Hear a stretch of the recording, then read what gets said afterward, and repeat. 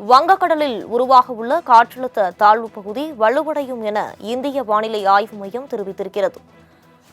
இதுகுறித்த கூடுதல் விவரங்களை வழங்குவதற்காக செய்தியாளர் செலினா இணைப்பில் இருக்கிறார். வணக்கம் செலினா, விவரங்களை பதிவு பண்ணலாம்.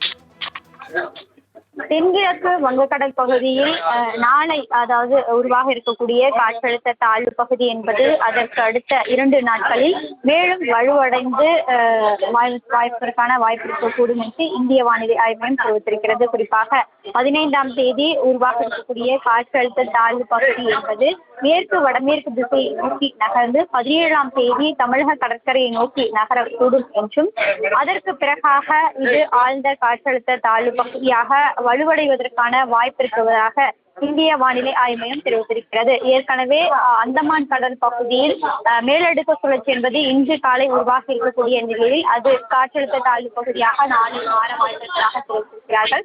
இந்த நிலையில் நாளை மேலும் தென்கிழக்கு வங்கக்கடல் பகுதியில் ஒரு காற்றழுத்த தாழ்வு பகுதி என்பது உருவாக வாய்ப்பிருப்பதாகவும் அதற்கு அடுத்து 17ஆம் தேதி வாக்கில் இது தமிழக கடற்கரை அடையக்கூடும் என்றும் அதற்கு பிறகாக அது ஆழ்ந்த காற்றழுத்த தாழ்வு பகுதியாக மாறுவதற்கான வாய்ப்பு இருக்கிறது இந்திய வானிலை ஆய்வு மையம் தெரிவித்துள்ளது.